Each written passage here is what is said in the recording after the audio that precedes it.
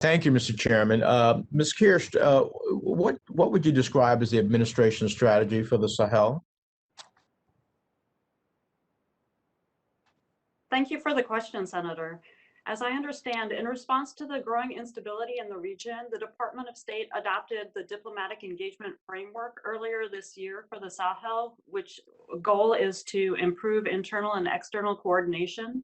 Through that, there was the appointment of the special envoy for the Sahel, Ambassador Peter Pham, who is charged with deepening engagement on the issues. If confirmed, I would look forward to working with him as the ambassador to Mauritania closely on Mauritania's role in promoting peace and security in the larger Sahel, particularly since Nouakchott hosts, of course, the G5 Sahel Secretariat and currently holds its presidency. All right. Let me ask you, Mauritania, how active has Mauritania been in the G5 Sahel counterterrorism operations, and what accounts for their level of engagement?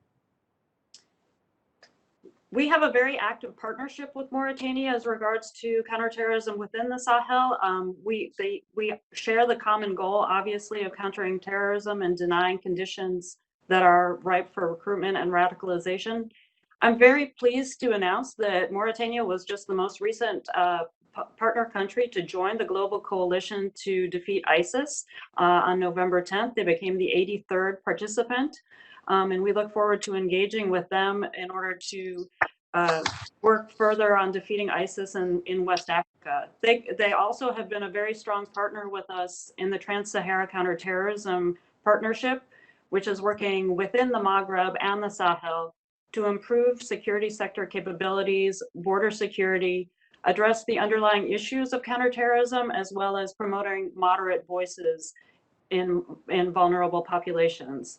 In particular, with Mauritania, we have worked through the TSCTP to help them monitor their border with Mali and have sustained professional units during operations against Al-Qaeda in the Islamic Maghreb. Through TSCTP, we've also worked on skills training for Mauritanian youth that are vulnerable to extremism. But as you point out, regional cooperation is crucial for defeating terrorists, as they know no borders, which is why we also support the G5 Sahel Secretariat, which, as I mentioned, is located in Nouakchott, as well as the G5 Sahel Joint Forces as an African solution to African issues. Thank you. Mm-hmm. Ambassador Reimer, President Biya ran on a promise to combat corruption, which is endemic in Sierra Leone. Recently, former President Karama was interviewed by an anti-corruption agency as part of an investigation into corruption during his tenure. How would you assess Biya's record on combating corruption? Thank you for that question, Senator. I think the record so far is pretty good. I would say corruption is probably one of the biggest obstacles that Sierra Leone faces in terms of economic and social development. Transparency International ranks Sierra Leone, I think it was 119 out of 198 countries in the world, which is not very good. However, it's an increase of 10 places over last year. As well, the MCC scorecards that come out every year, the last 2 years, Sierra Leone has passed the corruption grade. So I think it's fair to say that Sierra Leone under President Biya has made progress, but I also think it's fair to say that there's a lot more room to improve. And if confirmed, I look forward to working on that issue. Thank you. One other question for you. Women and girls continue to face violence and severe discrimination in Sierra Leone. A shocking 86% of women have undergone some form of female genital mutilation. What is the U.S. doing to combat gender-based violence in Sierra Leone? How serious is this new administration, meaning the Biya administration, about confronting GBV? Thank you, Senator. Just recently, I saw an interview with the president. I think it was just about 2 weeks ago, where the president he himself brought it up during the interview as one of the priorities of his administration. So that's very encouraging to see that the government gets it and the government understands it. My understanding as well is that USAID has been involved in funding efforts to prevent this practice. And again, as you say, this is very important, very prevalent, and something that that if confirmed, I would continue to work on. Well, I hope those last two issues we've discussed will be some of your focus upon confirmation to the country. And one last question, Mr. McFeeters. How would you analyze the current relationship between Malaysia and China? China and Malaysia have long-standing ties, particularly on the economic side. China has been Malaysia's largest trading partner for the last 11 years. Their total trade with Malaysia is roughly twice the size of the U.S., so we just have to treat that as a reality. I would comment on two other areas. In terms of South China Sea, Malaysia is sort of equally concerned as we are about these illegal incursions by China into their waters.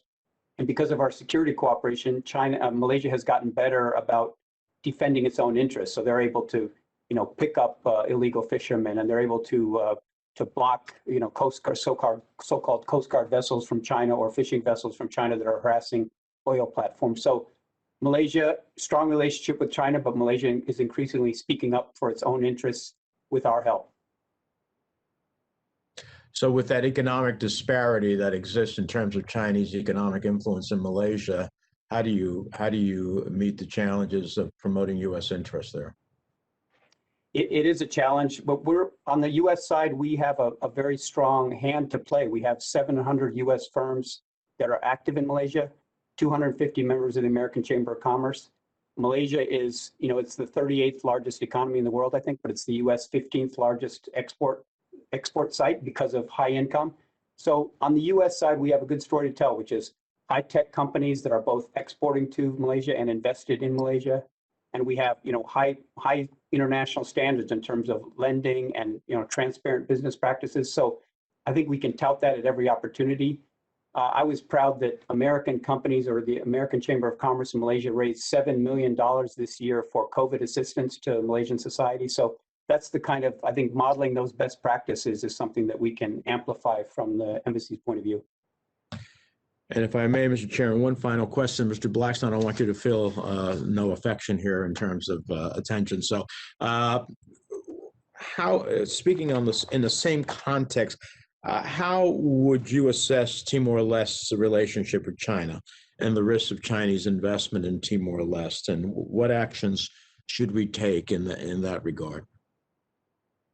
Thank you, Senator Menendez. I appreciate the opportunity to weigh in on that. So as I understand it, China, the People's Republic of China, has an active diplomatic presence in country.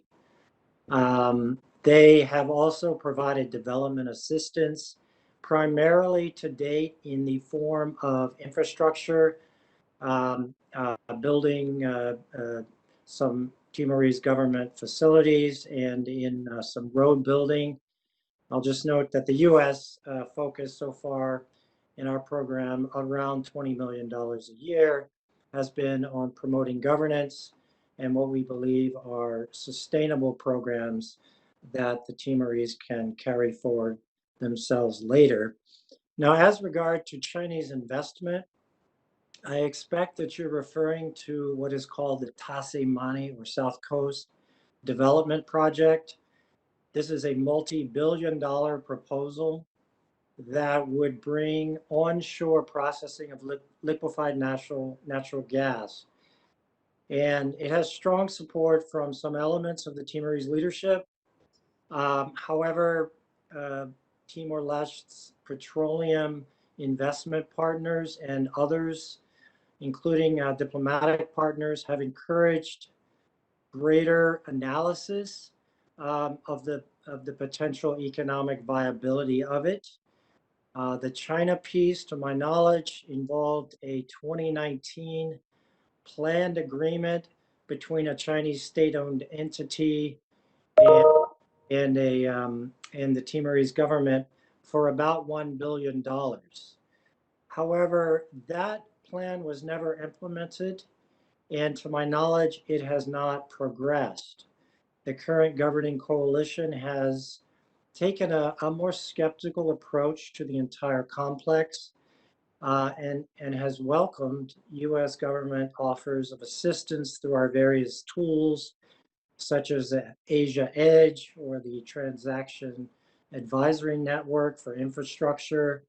So I think the Timorese are appropriately wary, in particular, of obtaining large loans, single country loans, in cases where it would require them to collateralize significant national infrastructure.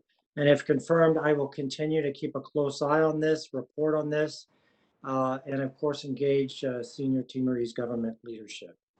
Thank you very much. Mr. Chairman, I'll submit the rest of my questions for the record.